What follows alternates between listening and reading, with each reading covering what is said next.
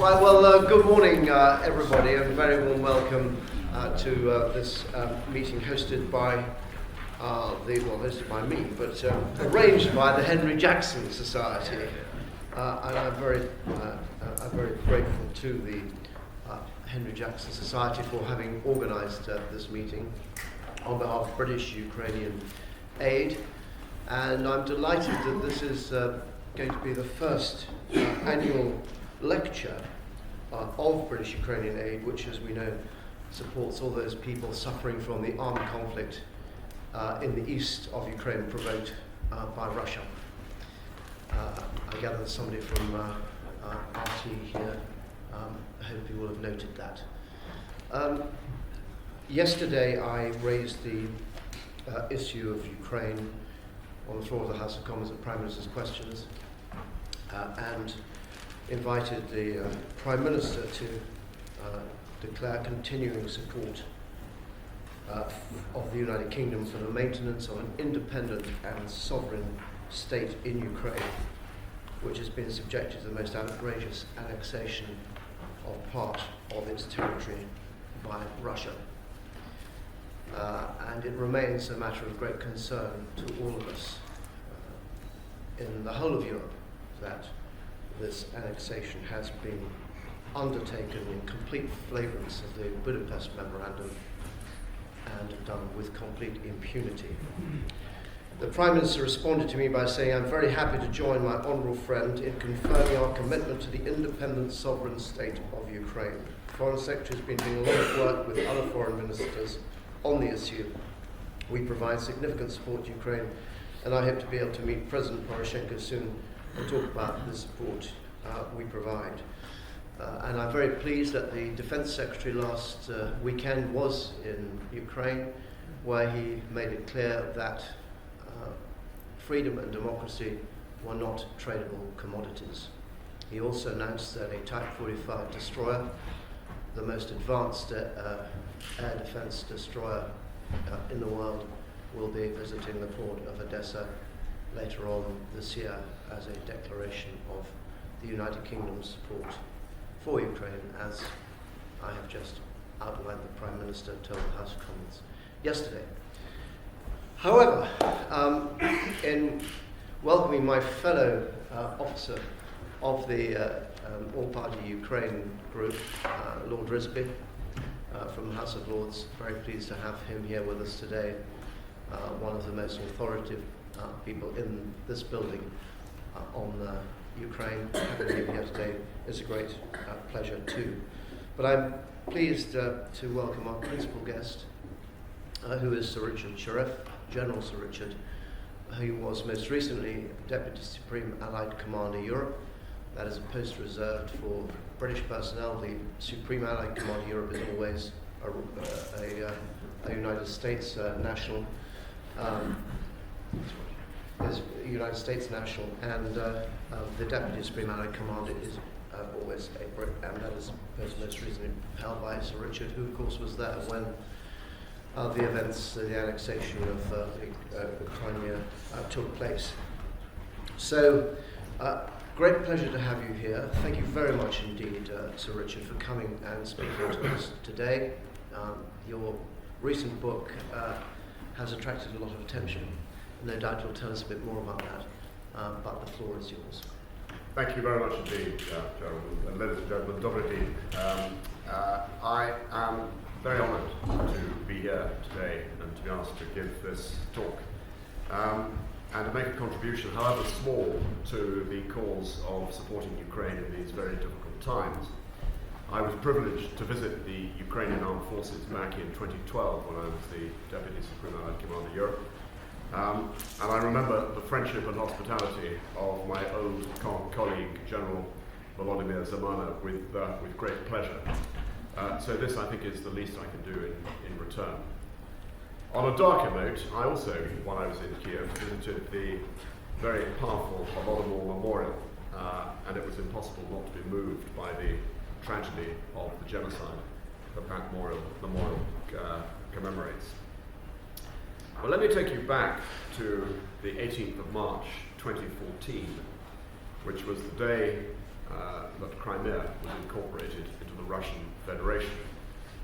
Outside in Red Square, crowds cheered and waved placards and banners of Russia glory and President Putin. And inside, President Putin spoke at the ceremony to incorporate Crimea into the Russian Federation. And I think his speech gives us a useful insight into his thinking. He majored on the threat the West poses to Russia. We have all the reasons to believe, he said, that the policy of containment of Russia that was happening in the 18th, the 19th, and the 20th centuries is still going on, with the deployment of military structures on our borders. And he warns the West to expect Russia to push back. If you press the spring, it will release at some point, something you should remember. And his vision for the future, uniting Russian speakers under Russia, is the desire of the people. The absolute majority of the people, he said, is clear. 95% of the Russian population think that Russia should protect the interests of Russians, even if it will worsen our relations with some states. And as for Ukraine, we're not just neighbors, he said. We are one nation. Kiev is the mother of Russian cities. And what he described as the latest events in Ukraine were the product of terror, murders, pogroms, conducted by anti-Semites, Russophobes, nationalists, and neo-Nazis. But he's predictably reassuring on Russia's good intentions for the future of Ukraine and what he calls other regions, by which we can infer he means other states with significant Russian ethnic minorities. Don't trust those who frighten you with Russia, he said. Those who say that Crimea will be followed by other regions. We do not want to split Ukraine. Well, nearly 3 years on, and I don't have to tell you that the situation is different. The invasion of Crimea was followed by the invasion of other regions, i.e. Donetsk and Luhansk. Ukraine is split, at least 2,500 military, and somewhere in the region of 7,000 civilians have been killed in that war. The second Minsk ceasefire hardly counts as a ceasefire, for the reality is, as of course you know well, the war goes on. Ukraine is in the front line of the war in Europe, and it's absolutely right that we in the West should do what we can to help. We have, of course, seen the imposition of increasingly severe economic sanctions against Russia, beginning with targeted sanctions against individuals. They're now also directed at a range of Russian entities in the financial, energy, and defense sectors. And they've had an impact on the Russian economy, particularly as oil prices have dropped substantially, sharply reducing export earnings. But they've not yet achieved their principal political goal of effecting a change in Russian policy towards Ukraine. Meanwhile, Western leaders have stated that sanctions will remain in place until the Kremlin's policy changes in a significant way. However, we wait to see the view the newly inaugurated 45th President of the United States of America will take. Although there have been numerous diplomatic exchanges since the last ceasefire agreement, little real progress has been made towards a broader settlement.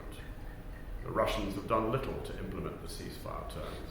They have not withdrawn their forces or heavy equipment. Indeed, in the months after the ceasefire, NATO and Ukraine sources reported a significant influx of Russian heavy equipment. By all appearances, the Russian government does not seek a genuine settlement in eastern Ukraine, but intends to create a frozen conflict as a means of pressurizing and destabilizing the Ukrainian government. Meanwhile, Russian and separatist forces operating in eastern Ukraine enjoy significant advantages over the Ukrainian armed forces in air superiority, intelligence, electronic warfare, command and control, artillery and rockets, supply and logistics, and of course they have a sanctuary in Russia. It's hardly surprising then that these advantages have significantly contributed to Ukrainian casualties since the so-called ceasefire. On top of this, it is these capabilities which are most likely to render the Ukrainian armed forces unable to prevent and to halt on favourable terms a major offensive by Russian and separatist forces designed to take additional territory through the Donetsk and Luhansk oblasts or to create a land bridge to Crimea through Mariupol. Any such offensive move would set back the prospect for a peaceful settlement and further destabilize Ukraine. The costs to the West of maintaining an independent Ukraine would then only grow, and Moscow might well be emboldened to take further actions, such as the invasion of the Baltic states. After all, cast your minds back to 2013. How many analysts or commentators would have considered a Russian invasion of Crimea and or Donetsk anything other than fantastical? Meanwhile, the post-World War II effort to create a safer Europe is in deep trouble. The 1975 Conference on Security and Cooperation in Europe Final Act, in which the Soviet Union agreed to respect the inviolability of borders in Europe, has been blatantly violated. Moreover, the United States of America and UK are signatories to the 1994 Budapest Memorandum, in which they, together with Russia, agreed to respect Ukraine's sovereignty, independence and territorial integrity, and not to use or threaten force against Ukraine. Well, Mr. Putin has grossly violated these commitments, which were key to Kiev's decision to eliminate its nuclear weapons. And frankly, it would be dishonourable for the UK and the US not to do more to robustly support Ukraine and penalise Russia. But it's not just a question of honouring an international agreement. It's important for preserving the credibility of security assurances for the future, wherever in the world they might apply.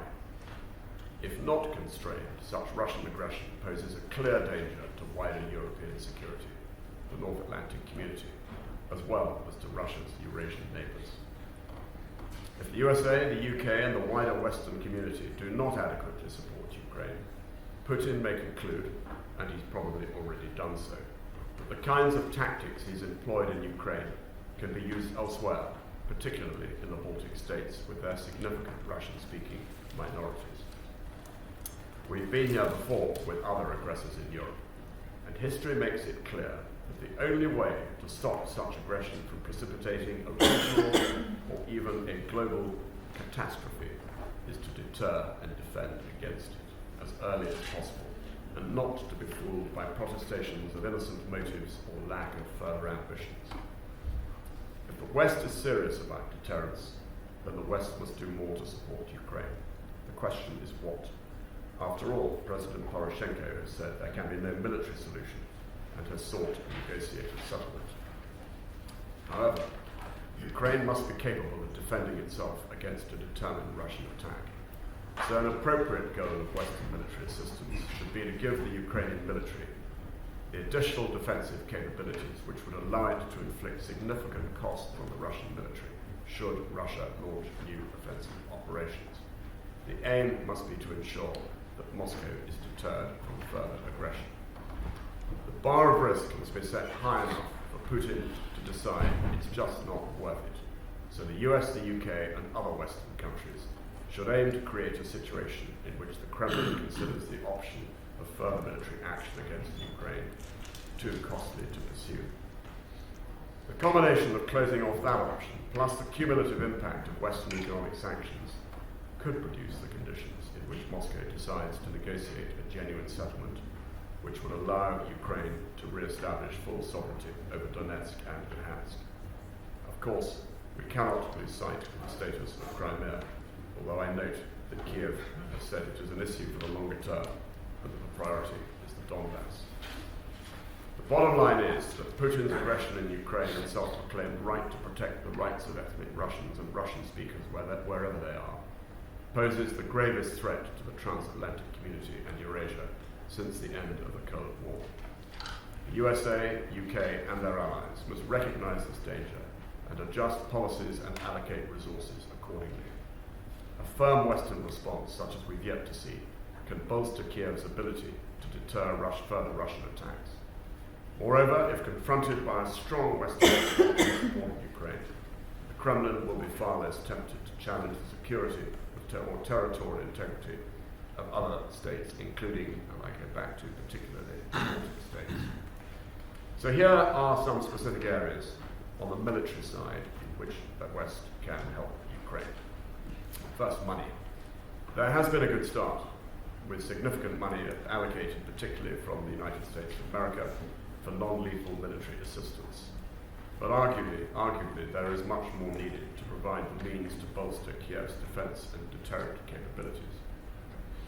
Of course, there is considerable civilian support or civil support which the West could provide to Ukraine.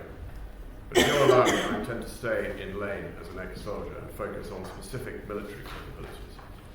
So I leave the wider question of the support to civil society to those better qualified to comment. For a start, we should take particular account of the heavy Russian use of UAVs, unmanned aerial vehicles, for surveillance and reconnaissance, combined with long-range artillery and rocket strikes with devastating effect. So here's a list of capabilities which would help. First, counter-battery radars that can detect and locate the origin of multiple launch rocket system launches and artillery firings out to 30 to 40 kilometers, which will enable the Ukrainian military to identify ceasefire violations and potentially to target Russian separatist weapons that have thus far caused the greatest number of Ukrainian casualties. Now, I know that there has been a supply of such radars. Whether it is enough, I cannot say. Then there's the need for more medium-altitude, medium-range UAVs, which would assist the Ukrainian military, increase its tactical situational awareness, identify opposing troop deployments, and locate opposing rocket systems and artillery. Next is the need for electronic countermeasures for use against opposing UAVs, and to give the Ukrainian military the capability they need to disrupt Russian UAVs conducting missions against Ukrainian forces. Linked to this is the need for effective secure communications. I understand that much Ukrainian tactical communication is currently conducted over non-secure radios or mobile phones, and is therefore vulnerable to interception by Russian intelligence gathering systems. On the ground, the threat of Russian UAVs patrolling the skies, together with the persistent threat of Russian precision rocket and artillery fire, highlights the importance of protected mobility for the Ukrainian military. As for logistics, I stress the importance of medical support equipment. Ukrainian casualties are probably greater because of their relatively underdeveloped and under-resourced military medical system. So the provision of field hospitals would greatly improve survival rates for Ukrainian soldiers. More generally, constraints on the provision of lethal assistance should be removed. Here I stress the need for anti-armor capabilities, particularly to give the Ukrainian military the means to defend against Russian separatist armored attack. Finally, a couple of underpinning principles in the provision of military support. First, I don't think this is a matter for NATO, because Ukraine, while a valued NATO partner, is not a member of NATO, and therefore not protected by NATO's guarantee of collective defense. However, I do think NATO could provide training and other such support. But military hardware is more likely to be more forthcoming if it comes from individual NATO nations on a bilateral basis. And this is a pragmatic point, because I just don't think there would be the consensus needed around the North Atlantic Council table in order to provide that. And it's much better, in my view, therefore, to focus on bilateral support.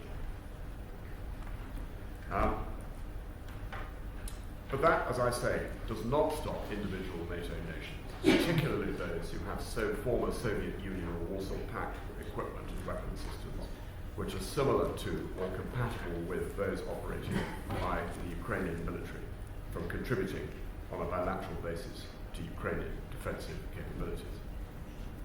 The next principle is that the military equipment should only be provided to the Ukrainian army, not to Ukrainian volunteer or militia battalions, unless they are formally and legally constituted part of the Ukrainian armed forces. So much for what military support might be given directly to Ukraine. But I would say indirectly that a robust response from NATO will also assist. So let's consider the wider strategic picture, and in particular, the importance of American leadership of NATO.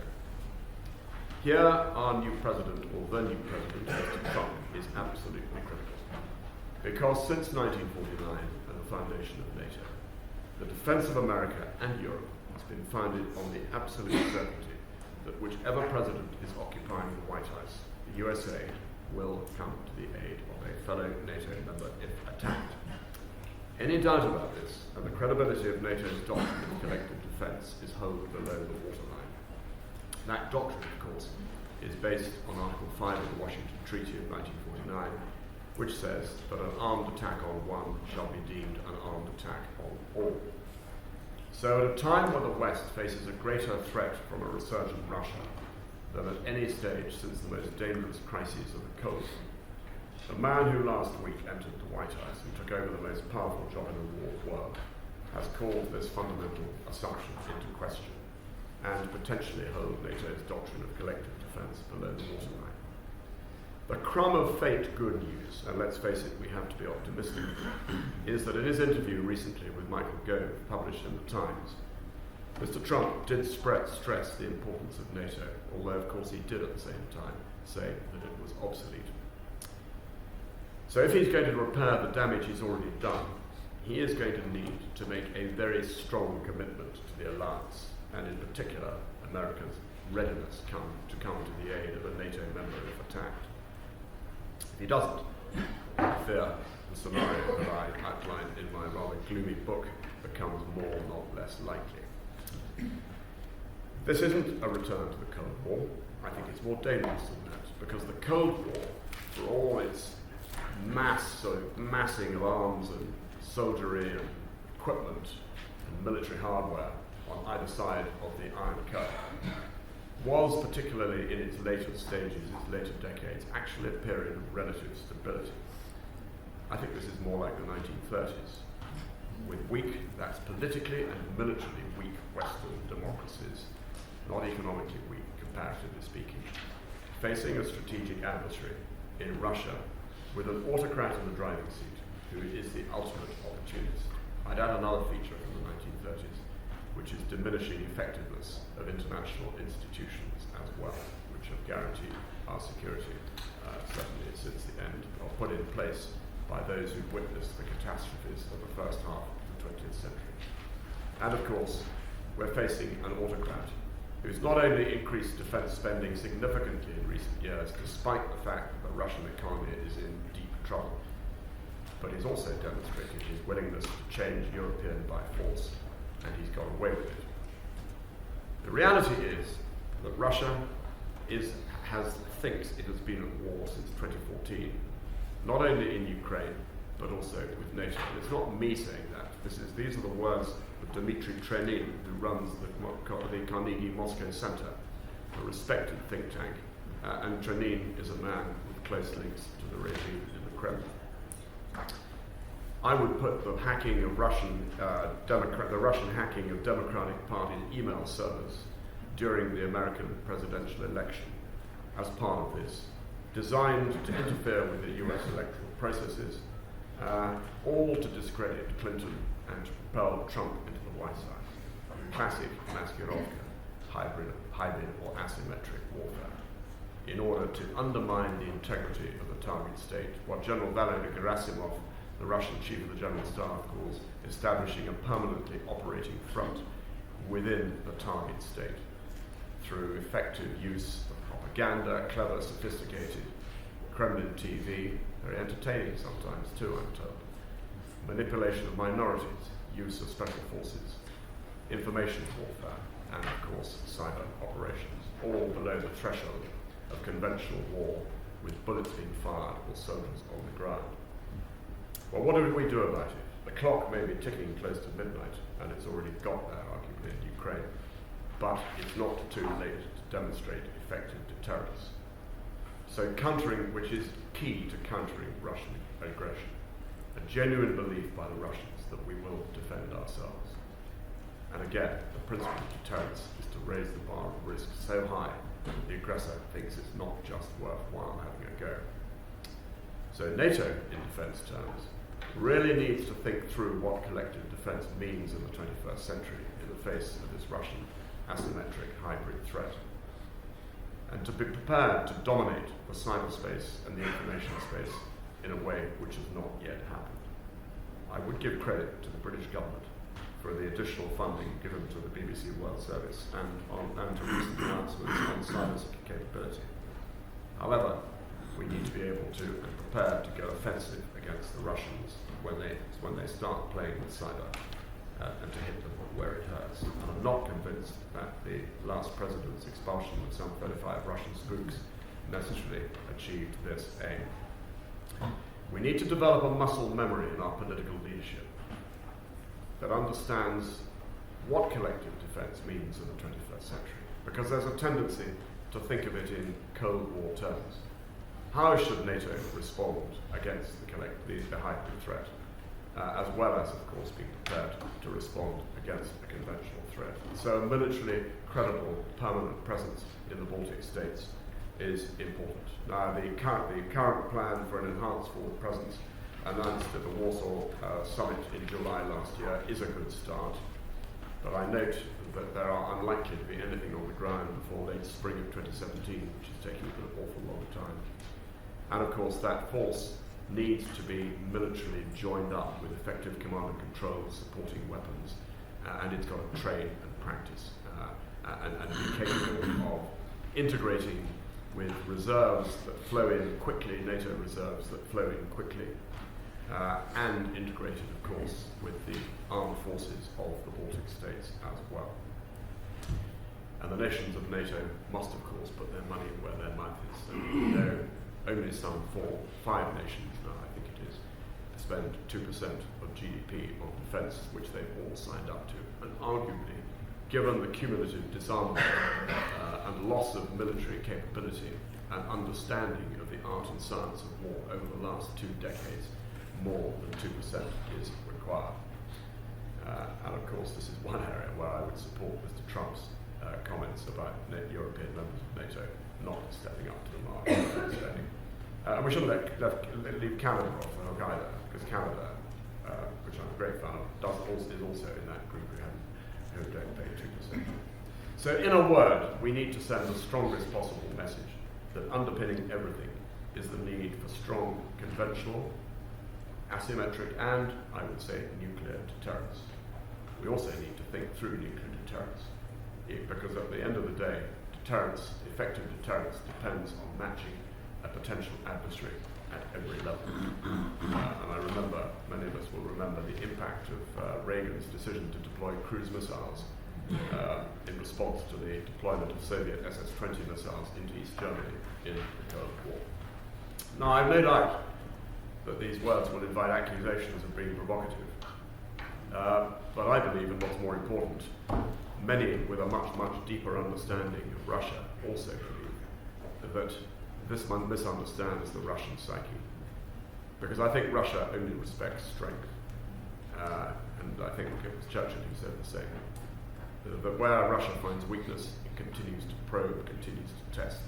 Where it meets strength, it backs off. And certainly we must remember the old Roman adage that if you want peace, prepare for war. My final point is the importance of dialogue. Russia is a great nation, and we want to live in peace with, alongside, in a good relationship with Russia. So as well as deterrence, dialogue is important. But it must not be unconditional dialogue. It must be based on an acceptance of international law and a recognition by Russia of the sovereign rights of Russia's neighbours to live as they want without interference. If it's concerned about Russian minorities in other states, and it's a fair concern to have, then turn to international bodies like the UN or the Council of Europe, because that's what they're there for. We also need to re-establish the rules of the game and channels of communication. During the Cold War, the channels of communication, certainly in the later stages, were there. Obviously, there was the hotline from Washington to Moscow. There were the strategic limitation arms talks in Iceland and elsewhere. And at a tactical level, the military missions, the Soviet military mission in West Germany, and the British and American military missions in East Germany, allowed for information and communication. But at the moment, the channels of communication do not exist as they should do. Well, let me close by saying that some in the West may be concerned, or will be concerned, the provision of military assistance, particularly of lethal arms, would cause Russia to escalate the crisis. I disagree strongly. Russia has already continuously escalated, seizing and annexing Crimea, encouraging and aiding separatists in eastern Ukraine, providing the separatists with heavy arms, and ultimately invading the Donbass with regular Russian army units. And of course, we should never forget the innocent civilians from many nations, including faraway Australia, who died when MH17 was blasted out of the sky by a Russian Buk ground-to-air missile. While there may be disagreement about the extent to which Russian regular units may have withdrawn, there is no dispute that a number of Russian officers and a large quantity of Russian military equipment remain in the Donbass. Enhanced military assistance would increase Kiev's ability to deter further Russian aggression. Well, ladies and gentlemen, thank you for listening to me. I stand by for your comments and questions. Well, Sir Richard, thank you very much indeed for that very powerful tour de force, setting out the challenges that the West faces and offering some very positive responses, including that of dialogue. I'm going to take questions now. It would be very helpful if those catching my eye could identify yourselves and the organisations you